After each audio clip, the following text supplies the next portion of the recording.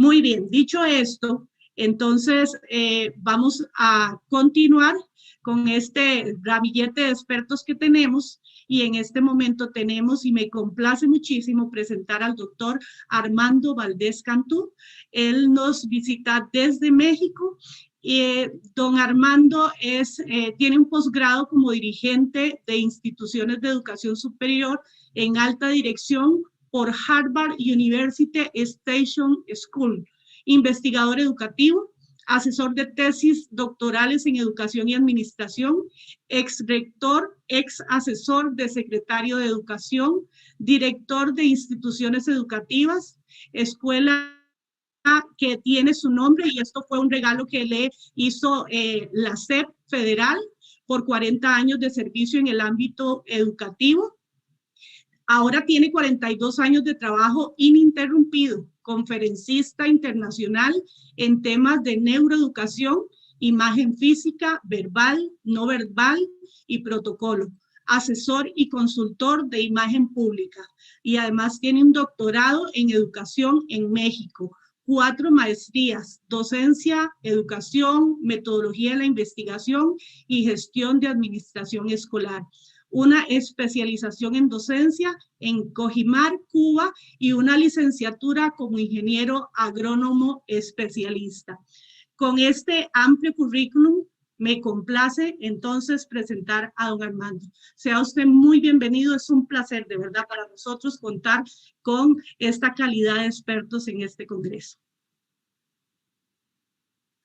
Muchas gracias, Isa. Es un honor estar con ustedes y agradezco pues a todos los que participan en este gran evento, empezando por Norberto, Miguel, Isa, Jessy, María, Rocío, todos y cada uno de ustedes, y gracias por esta invitación que me place sobremanera el estar con ustedes ahora y compartir conocimientos. Siempre por lo regular, aunque se tenga participación en eventos de este tipo, se tienen nervios, pero ya estando en ello como que se disipan. Y bueno, pues es un honor estar compartiendo con ustedes. Voy a iniciar con mi participación.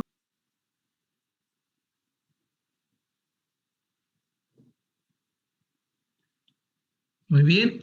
Pues bueno, mi participación en este gran congreso es con un tema muy importante dentro de la neuroeducación, que es: si no hay emoción, no hay aprendizaje. Entonces, pues emocionaremos al cerebro. Esto, como docentes, siempre debe de existir esa motivación a nuestros alumnos. Hemos escuchado a muchos doctores, a muchos compañeros míos en estas disertaciones, y la verdad también me he nutrido con sus informaciones, y al respecto unos les llamamos de otra manera, otros de otra, y sin embargo siempre lo más importante es atender las necesidades de nuestros alumnos. Y bueno, pues si el cerebro es el órgano de las emociones, del aprendizaje y la felicidad, ¿por qué lo tenemos que ignorar en educación? Esta es una de las preguntas que siempre nos hacemos, y que bueno, pues esto tendríamos que considerarlo todos y cada uno de los maestros en todas las aulas, en los espacios áulicos, en los espacios extraáulicos, donde motivemos a los alumnos a tener un aprendizaje para la vida, significativo.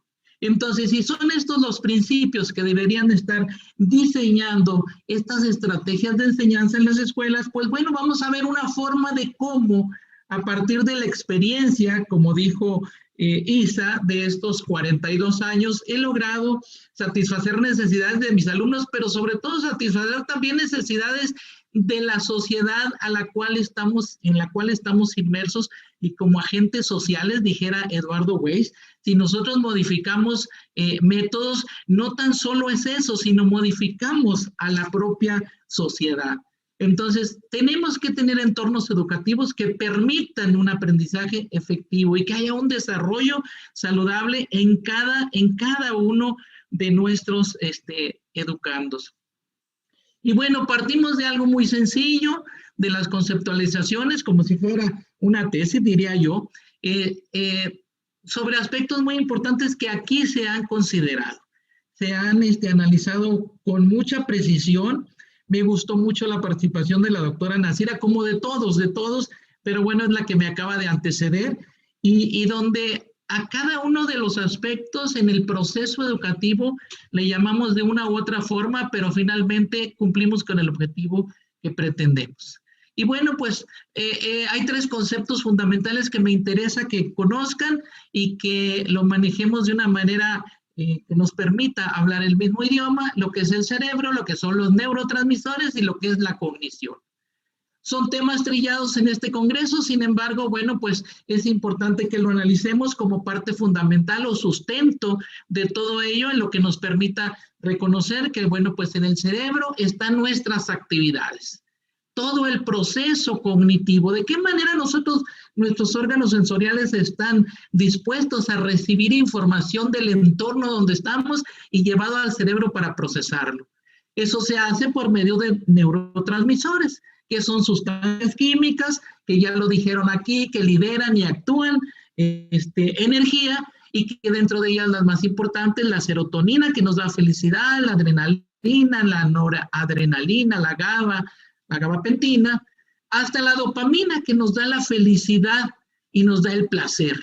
Entonces, esto tenemos que propiciarlo a nuestros alumnos para que nuestros alumnos estén emocionados de ir a la clase. Hay 7 habilidades docentes. La primera habilidad docente es tener la atención del grupo, de nuestros alumnos. Entonces, cuando yo llego a un salón de clase, la mayoría de los maestros al principio, cuando vamos adquiriendo experiencia sobre esto, nos quejamos de que no se callan, no me permiten pasar lista, no me dejan hablar. Y sin embargo, aquí hay una manera tan sencilla de poder a tener todos en emoción por el aprendizaje y saber que llegó el maestro fulano para dar la clase. Esto va a permitir que en la primera habilidad docente, que es tener la atención del grupo, vamos a lograrlo. ¿Y saben cómo? Solamente haciendo una pregunta. ¿Qué creen mis alumnos? Cuando tú haces esta observación, esta pregunta a ellos, inmediatamente cambian el canal sensorial y te ponen atención. En ese momento ya son tuyos, no lo dejes ir, ya son tus alumnos, ya están emocionados, ya lo que tú les digas depende de la secuencia de cómo manifiestes tu proceso en la integración de ellos, obviamente, porque no vamos a hablar aquí nada más el maestro como si fuera un discurso, sino la integración de ellos para que en el transcurso de la sesión de clase estén emocionados. ¿Y qué propicias con ello? Un proceso cognitivo. ¿Qué es un proceso cognitivo? Es desdoblar información de lo que sucede a nuestro alrededor, llevarla a nuestro cerebro y utilizarla para la vida diaria. Y bueno, pues sabemos que hay un sistema nervioso central, el cerebro y sus regiones. Y que esto origina pues el hecho de que a nosotros nos ubiquen de acuerdo a los lóbulos que tenemos en nuestro cerebro, en esa ubicación del sistema nervioso central, en la primera parte que se llama encéfalo y en la otra parte que se llama médula espinal. En la parte del cerebro tenemos nosotros los lóbulos, y esos lóbulos están considerados con cada uno de los órganos sensoriales, gusto, olfato, tacto, vista, oído, etcétera, que están en contacto con la naturaleza.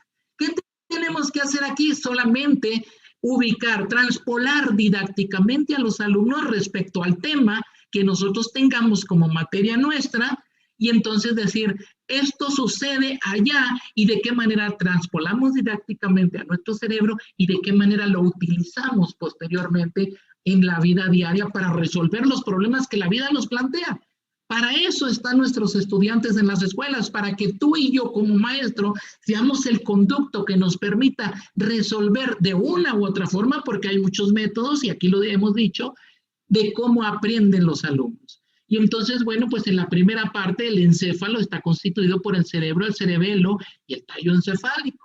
Y de ahí, esa parte importante del sistema nervioso central es lo que hace que haya movimiento a partir de la cervical, la torácica y la lumbar en nuestro cuerpo.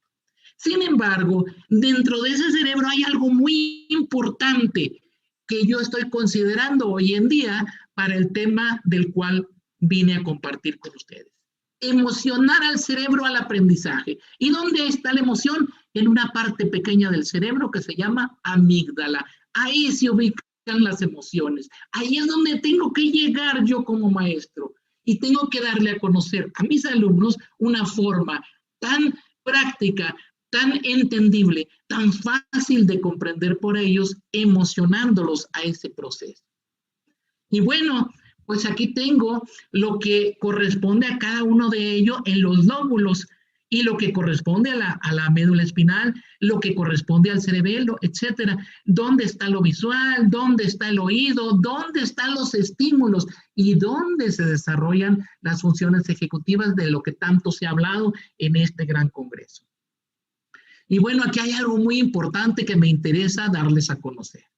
Algo que fisiológicamente se conoce, pero que muchas veces en el aula el maestro adolece de esta información que le permita tener esa conexión directamente con los alumnos. ¿Y qué sucede? Bueno, en el cerebro sucede un proceso que se llama sinapsis, que es donde está la riqueza del aprendizaje y el desarrollo de la inteligencia, porque al unir una neurona con otra le dará información, le va a dar un toque, vamos a decirlo así, le da un toquecito, y eso le permite que en ese toquecito poder compartir la información que nosotros le damos, más lo que el propio alumno genere en ese proceso, en ese procesamiento de conocimientos para la vida. Y aquí hay algo muy importante que me gusta siempre explicar. Tenemos dos hemisferios en nuestro cerebro, el hemisferio derecho y el hemisferio izquierdo, pero está dividido en 4 cuadrantes. El hemisferio derecho piensa, es intuitivo, es imaginativo, creativo, curioso, y ahí es donde entra mi pregunta cuando yo llegué al salón. ¿Qué creen? ¿Qué creen que pasó al momento de que yo venía a la clase? En esa forma y de esa manera entra un proceso de comunicación, y aquí lo marco con este puente, donde el hemisferio derecho pasa información al hemisferio izquierdo, que es racional, lógico, analista, matemático, y cauteloso, evaluador, disciplinado y organizado. Entonces, al momento de que yo recibo una pregunta, y está manifestado por esta flecha que está aquí, al momento que yo recibo esta pregunta, entonces digo, bueno, pues alguien me preguntó, voy a hacer un puente entre lo que es el hemisferio izquierdo para que me dé información, porque este hemisferio izquierdo es la computadora, es el que guarda la información, es el racional. Y de esta manera hace un puente para regresar la información, porque el comunicativo, el intuitivo, el creativo, el curioso, el imaginativo es el derecho y responde a mis alumnos a esas preguntas del exterior. En ese sentido, yo estoy entendiendo, pues, de que la cuestión fisiológica de este cerebro, esa nuez que está ahí, válgame la expresión, que en realidad no es en tamaño, pero la división en los hemisferios sí, me permita dar respuesta a las necesidades que me están planteando los alumnos. No van a hacer lo que yo diga, no van a hacer exactamente como yo diga, no el modelo que yo diga, pero sí voy a permitirles que ese proceso intuitivo, racional, analítico, que está dividido en los hemisferios, pueda darse por parte de ellos en esa construcción de conocimientos. Y aquí a la doctora Nasira le hacían una pregunta, que si el enfoque constructivista era el mejor. Es uno de los mejores, lo respondió ella muy atinadamente. Sin embargo, tenemos los demás que son complemento, y sabemos a lo largo de la historia cronológica del descubrimiento de ellos de qué manera estos enfoques se fueron concatenando uno con otro, y hasta hoy le permiten el hecho de poder entender de qué manera ese proceso educativo se da. Y bueno, pues ahí están las neuronas, que es esa conexión. Yo siempre les digo a mis alumnos, las neuronas están unidas como si fuera una serie de foquitos de Navidad, ¿sí? Recordemos esto, y esto permitirá, por tanto, decir que el foquito primero lleva el orden y le pasa información al otro. Se funde un foquito y se funde parte de la serie. Y bueno, pues esto nos dicen, también lo dijeron aquí hace un momento en otra conferencia, de que tenemos que tener cuidado de no golpearnos esa cabeza, porque entonces las neuronas se nos van a atrofiar. Bueno, es un mito, porque estas se regeneran. Entonces dice, no te golpees en la cabeza, porque si te golpeas, entonces se te van a olvidar las cosas. Bueno, aquí en este caso sabemos que las neuronas se van a reproducir y que tenemos las unipolares, las bipolares y las multipolares. Cada una de ellas tiene un proceso y una transmisión de información en ese sistema nervioso que nos va a permitir reconocer por medio de nuestros órganos sensoriales que llegó esa información ahí y de qué manera respondemos a la situación que prevalece. Aquí hay algo muy importante, y esto me gusta mucho explicarlo en relación a los dos hemisferios del cerebro. Por ejemplo, en el caso de que yo me voy a graduar, fíjense, ya me fui al extremo, ya me estoy graduando. ¿Qué significa lo que llevo? Y aquí es muy importante que los maestros sepamos esto, porque muchas veces esta simbología y estos vestimenta se coloca a alguien que no corresponde. Esta solamente debe ser a partir de la licenciatura en adelante. Nadie tiene que graduarse de acuerdo al protocolo, ni de jardín de niños, ni de primaria, ni de secundaria, menos de preparatoria, hasta la licenciatura. Es a partir de ahí que la Secretaría de Educación en tu país te da la oportunidad de manifestar un registro de que estás apto para desempeñar un trabajo. Por lo tanto, debe de utilizarse toga y birrete a partir solamente de la licenciatura. Para ello, hay oportunidad de que manejen un artículo, que lo vean, un artículo que tengo por ahí publicado, y entonces les pongo el ejemplo. El birrete, por ejemplo, tiene 4 puntos cardinales, que significan norte, sureste y oeste, y tiene una barbilla al centro que está unida con un botón. Por eso, cuando tú entras a la graduación, se te dice que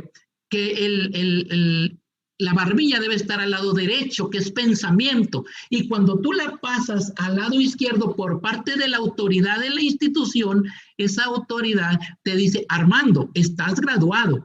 Es decir, de pensamiento pasas a acción, de hemisferio derecho que piensa a hemisferio izquierdo que actúa. Y entonces de esta manera la barbilla se cambia, y eso es lo que significa. La toga encierra energía, está en un color negro que encierra la energía, y está colocada en la parte superior una museta que está en cuello en B, que divide los 2 hemisferios, y al igual que el cuerpo. Entonces, cuando esto sucede en una licenciatura y en una maestría, esto es lo que se usa, la toga y el birrete. Cuando vas a un doctorado o postdoctorado, en la graduación, el birrete imaginariamente, hagan de cuenta ustedes que junta los puntos cardinales hacia lo que es el botón del centro, y entonces provoca con ello la formación de un bonete, como está ahí, y el bonete ya tiene ellas. ¿Por qué razón? Porque el doctorado es para generar nuevos conocimientos a la ciencia desde el punto de vista teórico y práctico. Por lo tanto, aparecen 2 barbillas donde supuestamente tienes en equilibrio los 2 hemisferios del cerebro, el que piensa y el que actúa en una acción de teoría y de práctica.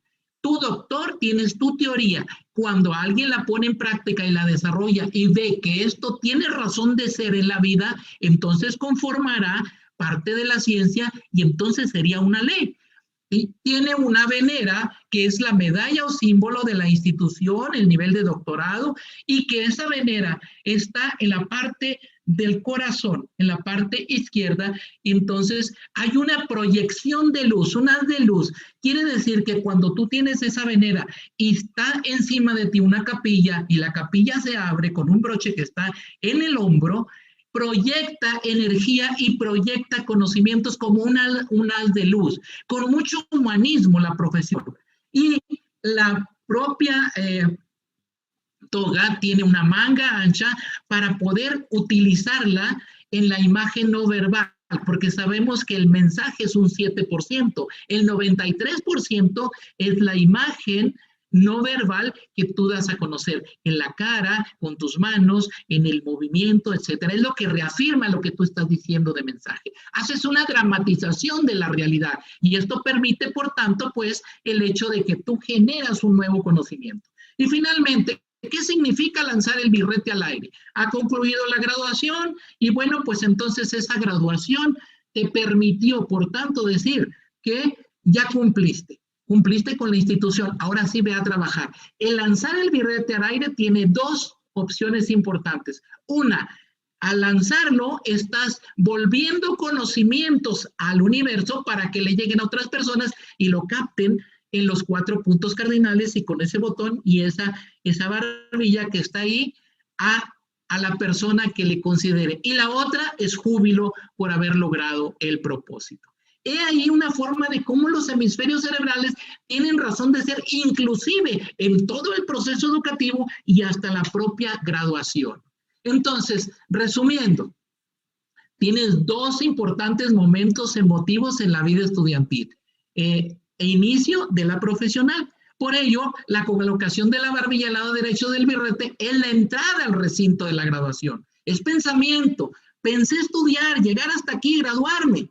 Hacia el lado izquierdo, acción. Ponte a trabajar, a poner en práctica tus conocimientos. Yo lo legitimo como autoridad. Y entonces te dice el rector, el director, Armando, estás graduado. Entonces, esto tiene una razón de ser con nuestro cerebro en la aplicación de los conocimientos. Bueno, pues ya nos graduamos, pero ¿cómo aprendimos durante el proceso de enseñanza-aprendizaje que corresponde a los docentes y a los brillantes pupilos? ¿Qué papel fundamental tuvo nuestro cerebro? Ese cerebro fue llegado al momento, a la graduación, porque se emocionó, porque tuvo desde la llegada a la escuela una emoción y desde la salida a la escuela otra emoción. Por eso, los tipos de emociones que existen tienen mucho que ver en este proceso que nosotros hacemos en nuestros salones de clase. Y bueno, ¿dónde sucede el despertar y el interés de la atención por aprender que provoca la emoción? Ya dijimos que hay una parte fundamental en el cerebro que se llama amígdala. Y la amígdala es esa parte importante que nos permite lograr ese mover. Emoción quiere decir que me mueve a un proceso cognitivo en la corteza cerebral y entonces esto provoca los aprendizajes para la vida. Entonces ahí en la amígdala está el significado emocional a un estímulo. Han dicho varios de los expositores que si yo le digo al alumno algo que realmente satisfaga sus necesidades y que provoque un autoconcepto, una autoestima, va a provocar la autodefinición de él. El autoconcepto va a ser distinto. El autoconcepto es lo que me dicen que soy y lo que me creo que soy. Pero si lo que me dicen que soy supera lo que me creo que soy, entonces yo voy a lograr pasar al siguiente nivel, que es la autoestima. Y de la autoestima voy a tener autoestima alta, media o baja. Y yo como maestro siempre voy a tener la autoestima alta con mis alumnos. A partir de ahí viene la autorrealización. Y en la vida tenemos diferentes ciclos de autorrealización de acuerdo a las etapas de vida que nosotros tenemos. Y bueno, pues ¿dónde empieza este proceso cognitivo? Desde que somos niños. En este caso, la figura ahí, la imagen nos dice cómo desdoblamos esa información, cómo logramos utilizar los 5 órganos sensoriales. Y esto tiene que ser provocado por el maestro. El maestro tiene que emocionar con su mensaje, emocionar con esa transpolación didáctica de lo que está diciendo en discurso, cómo lo llevaría al alumno. Ustedes y yo hemos sido muchas veces y de muchas generaciones también propicios de que apréndetelo de memoria, pero no nos decían para qué nos va a servir en la vida.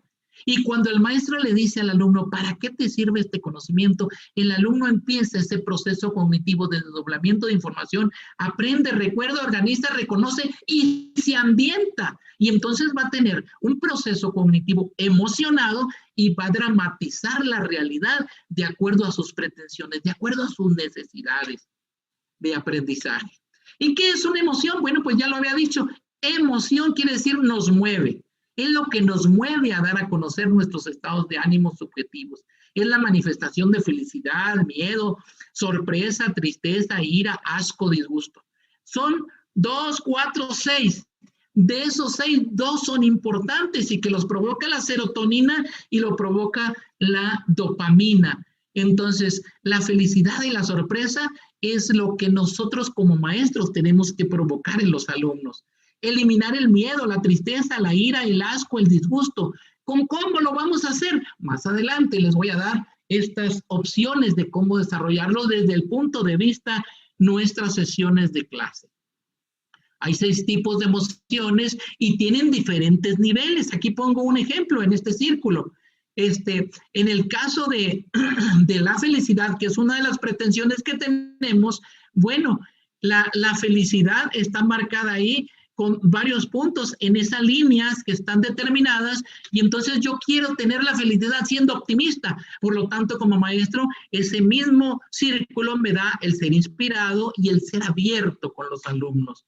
Y dentro del íntimo, el bromista, el sensible, todos esos aspectos tengo que analizarlos en esos niveles hasta dónde quiero llegar con los alumnos. que me permita que los alumnos aprendan de una forma que esto sea realmente satisfactorio para ellos en sus necesidades y respuestas a lo que la vida le plantea. Y aquí está la fórmula que yo, Armando Valdés, siempre he considerado para emocionar a los alumnos. ¿Qué provoca la emoción y qué provoca el aprendizaje? Tengo que sumar en esta fórmula para desarrollar al cerebro los siguientes puntos. Y estos maestros también, y lo dijo la doctora Nasira, la red afectiva, reconocimiento, red estratégica, es lo que yo considero aquí. Un contexto, lugar para vivir feliz. En el contexto, yo me voy a poner a estudiar, yo voy a llegar al salón de clase, tengo que encontrar un lugar propicio para desarrollar todas esas habilidades, esas destrezas y evidenciarlas y compartirlas, como dijeran los 4 pilares de la educación: ser, saber, hacer y convivir. El hecho de estar en el contexto y vivir en un lugar feliz es porque también lo estoy compartiendo con los demás, lo convivo, lo transmito. Y eso permea en los demás y es lo que nos ubica de acuerdo a las inteligencias múltiples que cada uno tiene y que existiera en el salón de clase.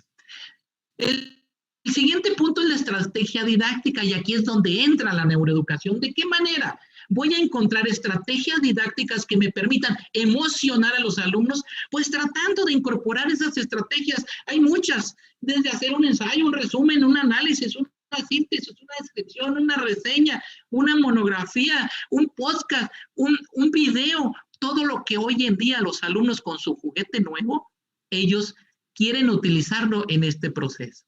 Y entonces aquí, en esta fórmula que yo estoy considerando, viene la estimulación cerebral. Por eso decimos, el cerebro es flexible, es maleable, permite que se atienda a las necesidades de cada uno de nosotros y que el maestro propicie con esa motivación lograr que el alumno aprenda. El maestro tiene que ser inspirador, tiene que tener pasión por enseñar. Ya lo dijo Aristóteles, es una obra de verdadero amor. Y de esta manera logramos un aprendizaje con felicidad para la vida. Tenemos que considerar en ello el mindfulness, tenemos que considerar la psicología positiva, tenemos que considerar las actividades lúdicas, tenemos que considerar la gimnasia cerebral, los movimientos, todo aquello que sea complemento a lo que sería nuestro trabajo en el aula, donde el alumno se sienta feliz. Entonces, si yo sumo contexto, mi estrategia, una estimulación a mis alumnos, eres importante, por eso estás aquí, qué bueno que viniste hoy. Una emoción que motive al alumno y maestro inspirador para que esa pasión que tenemos por enseñar nos dé un aprendizaje con felicidad, que sea para la vida, que hagamos de nuestro salón de clase un verdadero lugar donde llegamos a aprender y llegamos a estar felices. Que no escuchemos lo que dijeron el día de ayer, que no escuchemos, otro día tengo que ir a la escuela. No, al contrario, sentirse a gusto, sentirse feliz. Voy a ir a encontrarme a mi maestro que me emociona con su tema para que pueda quedar aprendido así con H en mi cerebro y yo lo ponga en práctica con mis metodologías para resolver los problemas de la vida. Y tengo que provocar serotonina para que reduzca el estrés de mis alumnos. El acetilcolina que mejora la concentración, la endorfina que transmite la felicidad y la dopamina que estimule la imaginación y dé el placer de imaginarse las cosas. En este caso, yo quiero decirles que en el transcurso de todos estos 42 años de experiencia en la vida dando clases, he encontrado esta fórmula, la parte fundamental para lograr el propósito de nuestros alumnos. No podemos decir que solamente voy a ir a clases y recitar un tema, no. Tiene que haber la integración del alumno para que él se incorpore a ese proceso que le permita lograr esos aprendizajes que le resuelvan los problemas de la vida. Y bueno, pues esto se hace con sinapsis, ya lo dijimos. Aquí hay una cosa importante, la producción de sinapsis del griego sin, contacto, haptein, pegar, es unión entre neuronas para el paso comunicativo. Una neurona le da la comunicación a otro. Y aquí hay tres etapas de desarrollo humano que encontramos en esa producción de sinapsis, en esa articulación de comunicación de neuronas. En el niño, la densidad sináptica máxima, la riqueza de la sinapsis, es cuando el niño trata de investigar, es cuando empieza su proceso cognitivo y todo toca, todo ve, todo huele, todo quiere meterse a la boca, etcétera. Ahí es donde está el 100% y es donde nosotros, los seres humanos mayores de edad, de la adolescencia a la edad adulta, propiciamos cortar y decimos, no lo hagas. Y eso propicia al alumno crear con ciertas controversias y desmotivado a aprender. Déjalo que lo haga, que lo intente, porque si lo intenta va a reconocer el mundo y de esa manera va a llevar información en ese proceso cognitivo, en ese desdoblamiento de información, lo que es bueno y lo que es malo. Seguimos en el proceso y entonces viene la adolescencia. Hay una poda sináptica del 60% del máximo. Hay más emoción que razón. Y es donde empiezan los problemas de los papás con los hijos, porque el papá se supone que es racional y el alumno entra en el proceso emocional. Hay gasto de hormonas por su crecimiento, por la cuestión sexual, etcétera. Y entonces la poda sináptica sucede ahí en un 60% y entonces no hay congruencia entre los comentarios de los papás, las órdenes, los acuerdos y empieza esa situación de estira y afloja, ¿sí? El alumno el joven es más emocional y el padre es racional. Quiere que piense y es cuando nosotros como padre muchas veces cometemos el error. Yo a mi edad que tú tienes, a la edad que tú tienes, yo hacía esto, esto y esto. Y el alumno se queda, el hijo se queda ante una situación así de controversia. ¿Por qué? Porque no la vivió. En cambio, el padre ya vivió aquella y está viviendo esta. Ya tiene dos procesos de reconocimiento y de desdoblamiento de información. Aquí tenemos que ser nosotros más emocionales y racionales en un término medio para entender a nuestros hijos en ese proceso de adolescencia, el permitirles hasta donde corresponda, ¿sí? Y hasta donde se ha permitido y hasta donde la misma vida les permita el crecimiento de ellos al saber lo que sucede con el exterior. Y por último, en el adulto, cerebro menos maleable porque pierde neuronas. Su hipocampo, que es el depositario de los aprendizajes y la memoria, controla la producción de hormonas y entonces empieza a perder información. A todo mundo nos pasa. Vamos caminando y está alguien enfrente y le decimos, ¿no sabes a qué venía?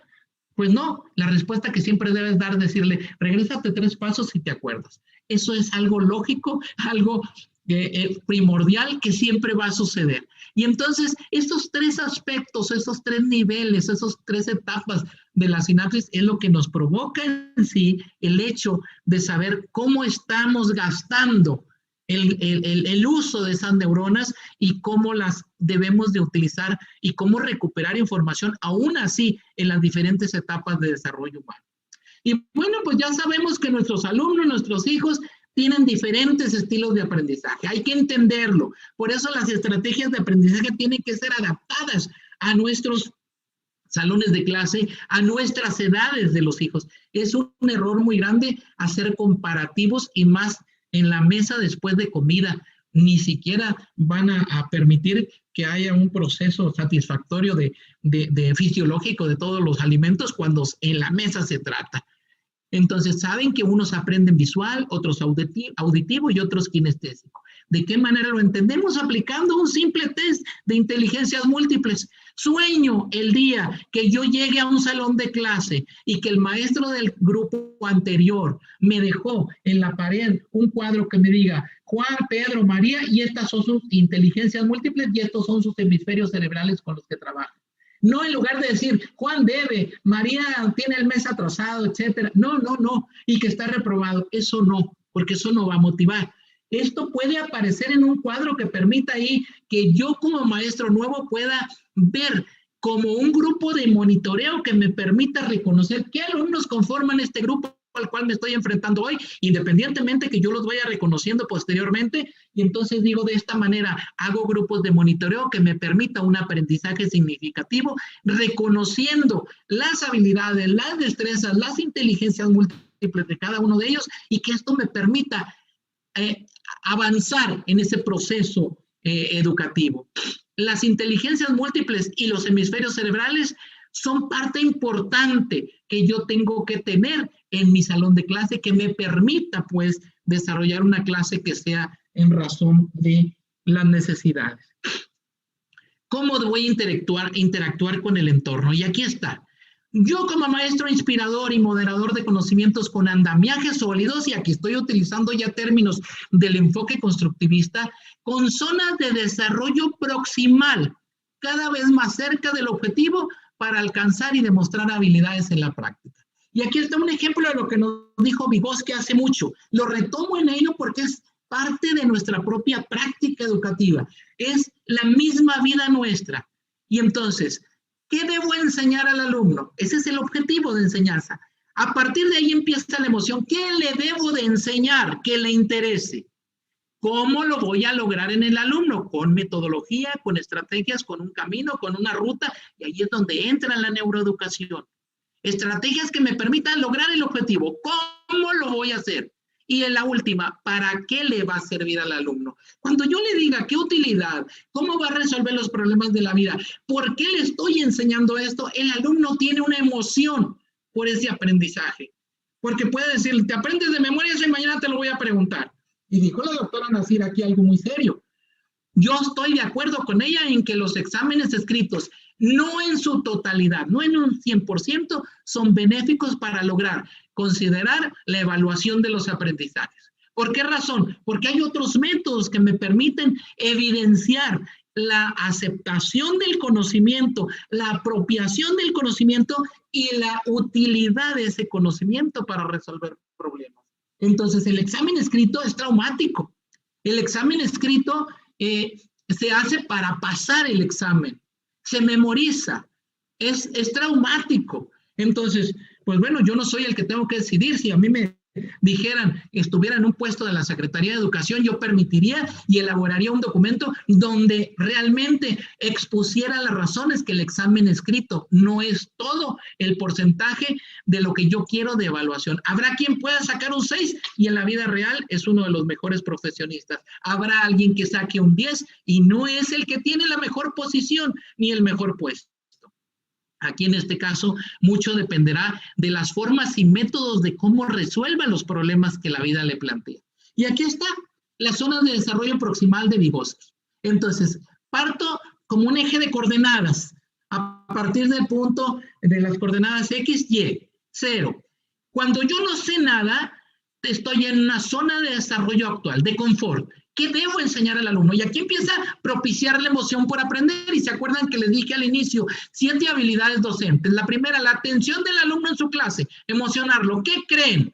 Cambia el canal sensorial. A partir de ahí ya el alumno es mío. Ya depende de mí cómo voy a manejar las emociones del alumno y las mías para llegar al cómo lo voy a enseñar. Y paso de la zona de desarrollo actual a la zona de desarrollo proximal, con mi mentoría, con el coach, con el andamiaje, con la tutoría, siendo moderador. ¿Cómo lo voy a hacer? Con las estrategias propias que me maneja la neuroeducación de cómo lo voy a lograr en el alumno. Y la tercera parte, cuando el alumno ya tiene dominio, competencia, habilidad, se llama zona de desarrollo potencial porque ya sabe para qué le va a servir. ¿Cómo le va a dar felicidad en la vida? Fue porque hubo sinergia de los neurotransmisores en esa sinapsis que le permitió saber que ya sabe para qué es ese proceso. Déjenme checar tiempos. Ahí vamos, casi termino. Esas estrategias didácticas que favorezcan el aprendizaje deben de llegar al cerebro y propiciar la felicidad en ello. Y para ello, bueno, pues está la taxonomía de Benjamin Bloom, con 3 áreas de dominio, la cognitiva, la psicomotriz y la afectiva. Que si yo logro en la cognitiva, en este caso, ahí está el ejemplo, 6 niveles de profundidad. Y esto es lo que todos los maestros debieran saber. Cuando el maestro considere las 3 áreas de dominio en su práctica docente, en el transmitir los conocimientos para que sean útiles en la vida, ahí están. Porque si dices en el dominio cognitivo, según la teoría de Benjamin Bloom, el alumno conocerá, solamente estás empleando el primer punto. Pero si le dices comprenderá, aplicará, analizará, sintetizará y evaluará, estás llegando a un nivel 6º del dominio cognitivo, lo cual te permite una libertad de pensamiento a que el alumno llegue a la evaluación de ese proceso. Le puedes decir, el alumno conocerá el museo. ¿Y qué ganó con ir a conocer el museo? Tiene que llegar al siguiente punto, que es la comprensión, la aplicación, el análisis, la síntesis y la evaluación que hay en el museo. De ahí va a derivar todas aquellas preguntas que le sirvan para la vida. Cuando esto lo sabe en el aspecto de pensamiento, concepto, memoria, etcétera, pasa al afectivo. En el afectivo es receptivo de lo que sucede alrededor. Da respuesta, lo valora, lo organiza y establece un sistema de valores en respeto a la sociedad que es diferente también. Y en esa diversidad está la propia riqueza de los aprendizajes. Y luego en el dominio psicomotriz, cuando sabe hacer las cosas, cuando las comparte, ahora el saber hacerlas en movimiento, imita, manipula, precisa, articula y lo hace naturalmente. El decir naturalmente, si lo estoy llevando a la zona de desarrollo próximo de Vygotsky, quiere decir que ya está en la zona de desarrollo potencial. Y puedes establecer los objetivos de aprendizaje de los alumnos de acuerdo a la taxonomía de Bloom, considerando cada uno de estos puntos. La suma de los tres te debe dar un 100%. No quiero decir que hay 33, 33 y 33. Tendrá un valor de 33 en general, pero habrá alguien que sea mucho mejor en la escuela, o mejor en el aspecto social, o mejor en el aspecto deportivo, porque tenemos en la escuela alumnos que son muy inteligentes, que están a la vanguardia de todo lo que tú como maestro estás compartiendo de conocimientos, logran aprendizaje, pero no les gusta el deporte. En cambio, tienes uno que es excelente deportista, pero no le gusta mucho el aprendizaje. El dominio afectivo de cualquier forma lo logras así, y más en los exámenes. El dominio afectivo, el cognitivo tiene mucha gente. El dominio afectivo en los deportes, con el dominio psicomotriz lo logra. Y bueno, ¿qué debo hacer como maestro? ¿Qué tengo que hacer? Ya para ir cerrando. El actualizarme en la tecnología. En 1970 dictábamos apuntes. En 1990 nos daban copias de apuntes. En 2010 les voy a poner un PowerPoint. Y en el 2019 y el resto dice, les voy a compartir en Drive mis apuntes. Esto tenemos que manejarlo como un aprendizaje significativo y funcional. No tengamos miedo de enfrentarnos a la tecnología. Yo soy partícipe de ello. A mi edad, 61 años, le pregunto a mis alumnos y no me da pena preguntarlos. Al contrario, ellos me responden de una manera que les da gusto saber que yo quiero aprender algo que para ellos es el juguete nuevo. Entonces, tengo que enseñar para la vida. Para eso hay aprendizajes funcionales. ¿Para qué les sirve lo que le estoy enseñando? Y entonces para ello también tengo que reconocer que hay TIC, TAC y TEP. ¿Qué son las TIC? Las TIC son todas las tecnologías de información y comunicación. La cámara, la televisión, el iPod, el teléfono, etcétera. ¿Cuáles son las TAPs? Son las tecnologías del aprendizaje y del conocimiento. La plataforma Canvas, la plataforma Blackboard Collaborate, la plataforma Moodle, todo aquello que me permita que esa tecnología de la información pueda transmitirla. Esto es lo que me va a permitir transmitirla. Y las TEP, que son las tecnologías para el empoderamiento y la participación, son todas aquellas redes sociales que dan a conocer cómo estoy haciendo las cosas para que le permita a los demás también tomar atajos y aprendan al igual. Entendamos hoy en día, maestros, nuevamente lo digo, que el aprender con los alumnos en estos juguetes de hoy en día, también tenemos que estar inmersos nosotros. No tengamos miedo, aprendamos juntos. Como cuando fuimos a la primaria, que hemos ido aprendiendo todo en el transcurso de nuestra vida hasta hoy, así aprender sobre esto. El día que tú te sientas menos porque el alumno te propicia un aprendizaje de acuerdo al manejo de cierta tecnología, pídele de qué manera tú lo estás haciendo y cómo lo podrías mejorar para beneficio de ellos.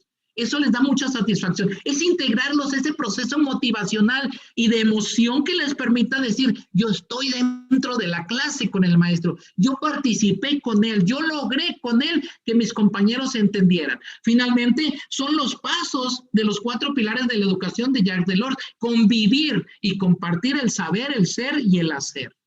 Y bueno, que hay una reflexión que yo siempre me gusta hacerla, la reflexión del trapecista indeciso. Y aquí puede estar el alumno y puede estar el maestro. Se trata de que el maestro está en un columpio y en el otro columpio, al extremo, está el alumno. El alumno no se quiere lanzar, tiene miedo. Ese miedo es parte de las emociones, por muchas razones, de lo que sucede en el contexto, de lo que sucede en la familia, de lo que sucede a su alrededor. Tenemos que combatir el miedo, dar y prodigar confianza, lanzarse para lograr la meta, ser feliz y lograr el aplauso. Tú puedes, entonces dile al alumno, lanza tu cuerpo, ¿sí? Cuando hayas convencido a tu corazón. O lanza primero a tu corazón y el cuerpo lo seguirá. Y de esa manera le das la confianza al alumno de que logre sus propósitos en la vida. Yo te estoy esperando, ¿sí? Lanza tu corazón y el cuerpo lo seguirá. Y de esa manera el alumno va a lograr la meta, ser feliz y lograr el aplauso. El aplauso va a ser para todos. Entonces, ganarse el corazón de sus alumnos y hacer personas felices con la moderación de tu cátedra, gánate su corazón, emociónalos y van a aprender. Aquí hay dos partes importantes de tu cuerpo que van de la mano, cerebro y corazón.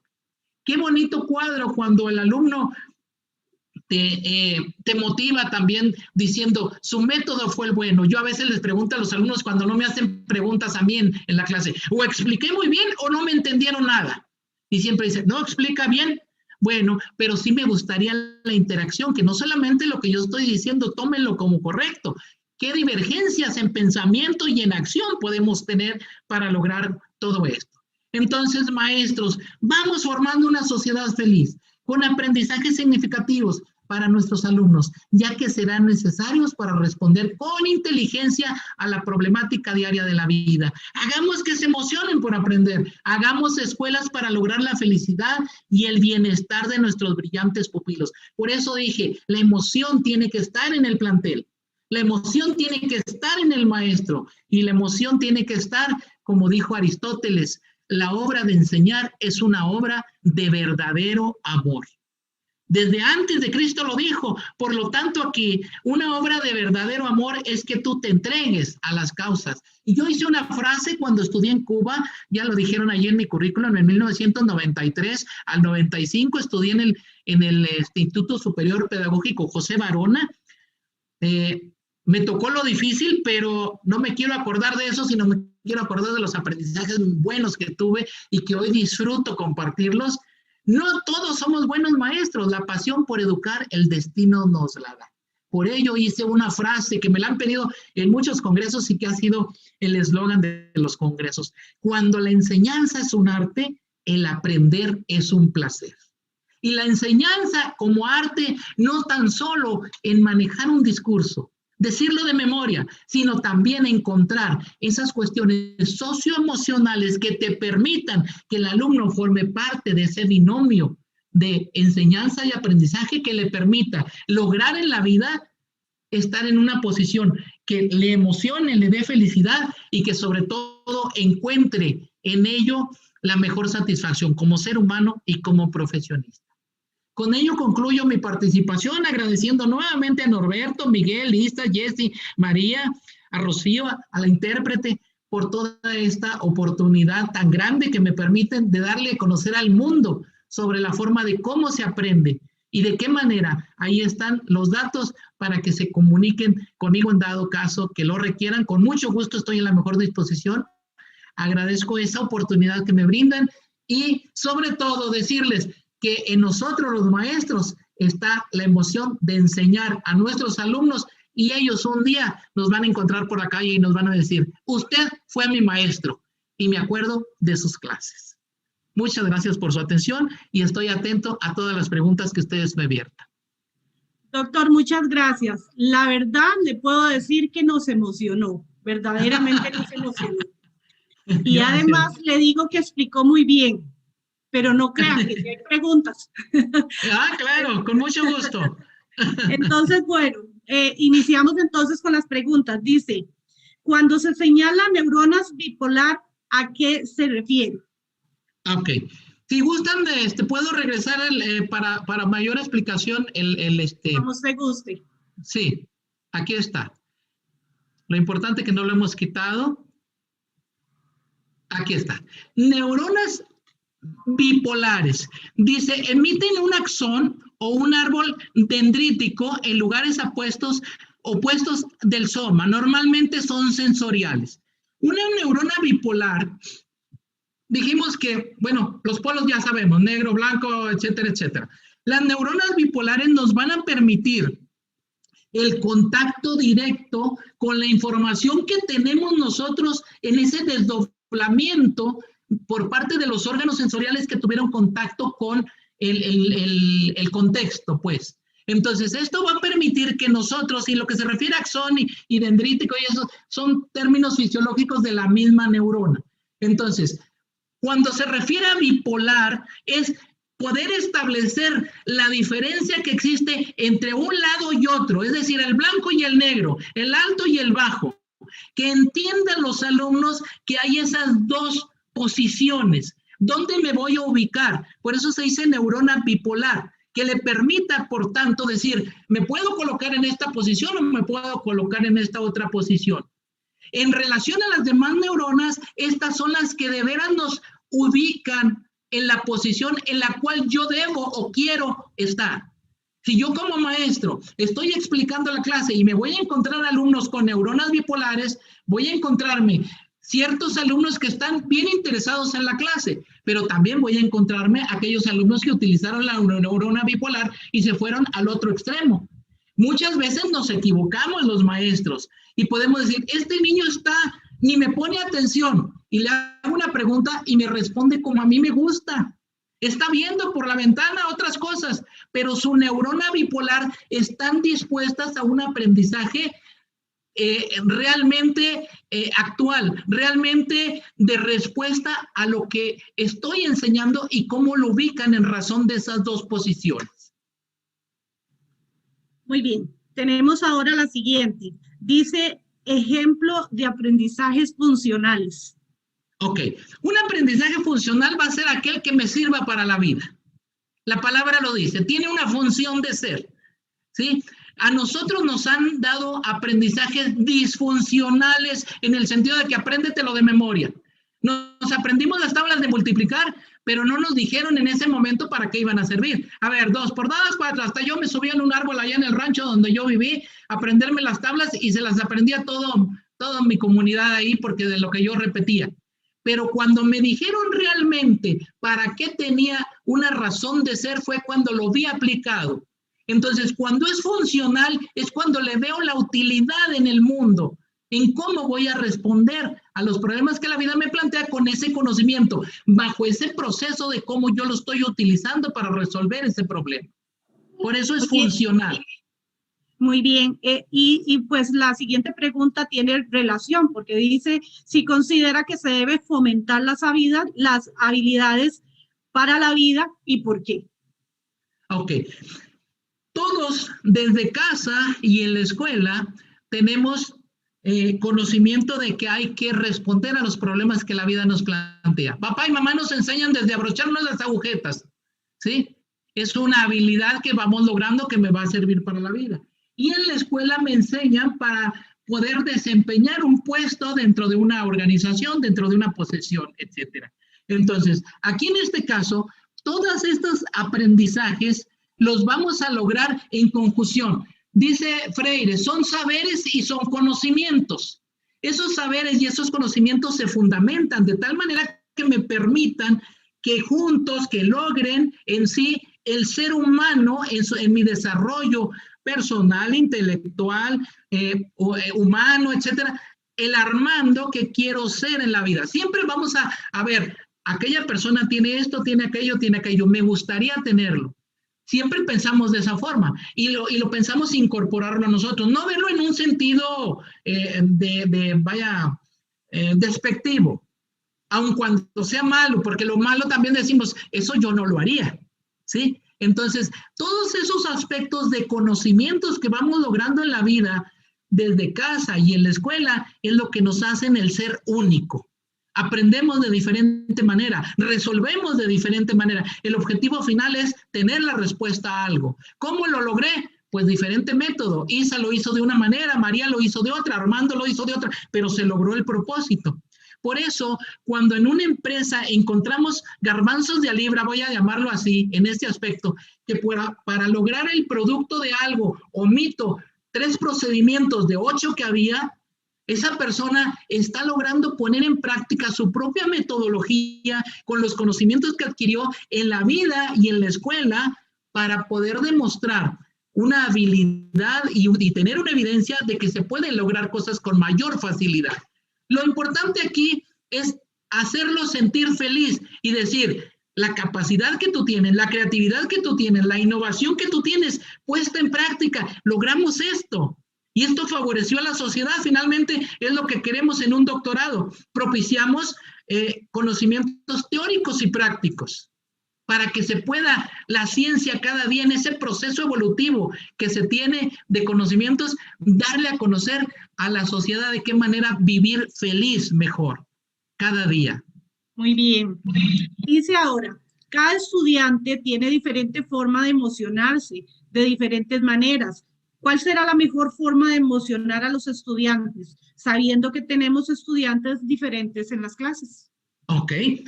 Es una pregunta muy parecida a la que le hicieron a la doctora Nasira. Cuando yo elevo la autoestima de mis alumnos, ¿sí?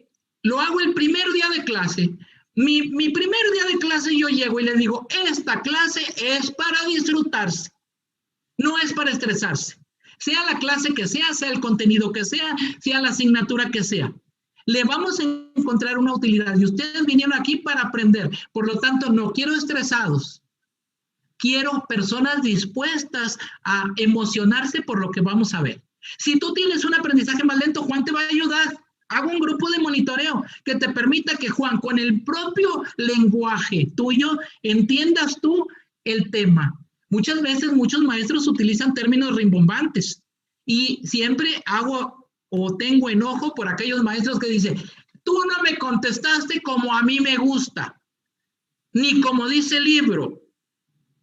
Y luego dicen, para Dios es el 10, para el dueño del libro el 9, para mí el 8 y tú de aquí para acá son puros 7. Nadie va a sacar 10 conmigo. Desde ahí los estoy desmotivando. Desde ahí no les estoy permitiendo que su propio proceso cognitivo se desarrolle de tal forma que manifiesten respuesta a los problemas con su propia forma de ser, con su propia actuación. Cuando al alumno le das esa importancia que reviste el hecho de formar parte integral de ese rol que juega dentro del salón de clase, el alumno se siente importante.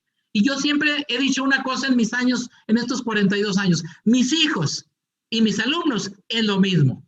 Los preparo para la vida.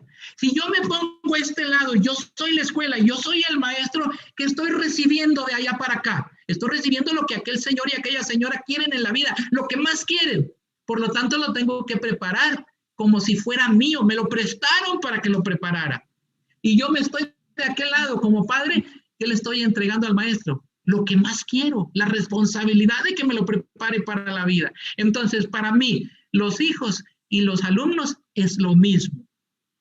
Los quiero igual, ¿sí? Claro, unos son de sangre y otros son prestados. Dicen en mi tierra, Tamaulipas, acá en México, son de cariño, pero ese cariño se manifiesta en el sentido de esa interpretación de contenidos a la vida y que yo fui el conducto, pues el método, la estrategia que me permitió lograr los objetivos que ellos plantearan. Tengo alumnos que son diputados, que son senadores, que han tenido puestos importantes y qué bonito se siente, de veras, y es la emoción más grande, el hecho de decir, me encontró por acá y me dijo, aparte de las clases que usted me daba, nos hablaba de la vida, nos hablaba de los hijos, ahora que ya los tengo, lo comprendo. Le digo, bueno, es el ciclo de la vida. Tal vez en aquel momento te lo dije y no se quedó completo aquí, pero ahora lo estás poniendo en práctica. Qué bueno que retomas a colación esa información y te permite ser mejor cada día, ser humano, mejor padre, mejor ciudadano. Y de esa manera esta sociedad va a ser feliz. Todos poniendo nuestro granito de arena. Claro. Don Armando, entonces diríamos, el maestro que quiero para mis hijos es el maestro que tengo que ser. Exacto, exacto. Yo creo que a mí en este caso, en estos 42 años que me ha permitido ser docente, he entendido y me queda muy claro ese concepto. Inclusive a mis alumnos no les digo, alumnos, les digo mis brillantes pupilos, refiero a ellos así, pero en el salón de clase, hijo, oye hija, nadie se siente porque le diga de esa forma, y eso le permite de alguna manera tener esa motivación, esa emoción. Al doctor Armando lo vemos como la persona que nos enseña, sí regaña, dice, pero regaña bien bonito. Entonces, eso me da gusto porque siento que no los estoy afectando emocionalmente, al contrario, los estoy invitando a que el cerebro y el corazón vayan de la mano para aprender juntos y dar continuidad a la vida con mucha felicidad. Esa es la función del maestro. Claro. Doctor, tenemos una última pregunta. Dice, ¿qué actividades podemos implementar para fomentar las emociones? Hay una pues, dependiendo de la materia, dependiendo de la asignatura. Cada asignatura, hay un libro de Maldonado del 2010 que habla sobre las estrategias de cómo vamos a manejar de acuerdo a la asignatura. Y en el caso de Maldonado lo aplican más a las competencias porque se va más hacia lo que podemos demostrar. Y vienen en los 3 niveles, la básica, la específica y la transversal. De esta manera, utilizando la materia, yo por ejemplo, voy a poner un ejemplo muy clásico. Nadie quiere entrar a taller de lectura y redacción. ¡Ay, la maestra se puso a declamar! Y por lo regular, y no quiero hablar mal de nadie, pero esa materia se la dan a la maestra de más edad y que no está casada, porque le pone más énfasis a los poemas, porque el amor no le llegó y lo está esperando. Entonces, ahí en este caso, como que esa metodología y esa estrategia para enseñar realmente una materia de este tipo, tenemos que buscar la forma. Yo taller de lectura y redacción la di en el cine. No fui al salón de clase, le dije, vamos al cine, quiero un ensayo. El ensayo lo quiero, pero vamos a ir a ver la película todos. Nos fuimos a ver la película, saliendo de la película nos vemos en tal parque y en el parque nos sentamos todos ahí en el pasto a tener una retroalimentación de la película y cada quien hizo su ensayo. Quedaron encantados de la forma de cómo con esa estrategia logramos un aprendizaje significativo, sin tener que decirle, en este examen que vamos a tener el próximo lunes me van a poner respuesta a 10 preguntas. No, vívelo, experiméntalo, emocionate y de esa manera lo plasmas con tus propias ideas. No como dice el libro, ni como digo yo, como lo pienses tú y como consideres que puedes ser más feliz. Que disfruten la clase, no importa el tema que sea. Hay otras clases que se pueden llevar en otro lugar. Las clases de liderazgo las doy en un parque utilizando cables, utilizando cuerdas, utilizando aros, y entonces les queda más el hecho de decir, tuve una clase práctica donde utilicé el hemisferio izquierdo y el hemisferio derecho en conjunción, y esto permitió entender mejor todos esos aspectos y no quedaron solamente en conceptos. Pasamos de los niveles de la taxonomía de Benjamin Bloom en el área de dominio cognitivo hasta la evaluación. Entonces, el maestro tiene que buscar las estrategias y esto se lo da la neuroeducación.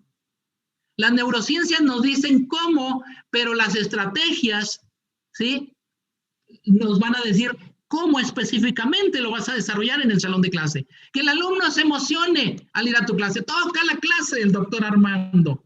Y corren, ¿sí? Y todavía si le dices, bueno, el que entre después que yo, ya no entra, de broma. No, pues es el corredero de clases. Entonces, las técnicas, las estrategias, los caminos, las rutas, nosotros las determinamos.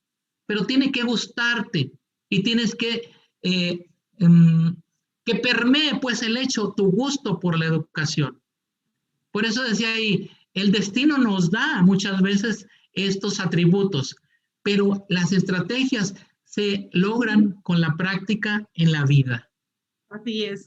¿Sí? Dice ahora, vea que le dije que nos emocionó y nos están llegando más preguntas. Dice, el enfoque de la educación de la vida, en la vida y para la vida, favorece la estimulación cerebral provocando la emoción en el aprendizaje.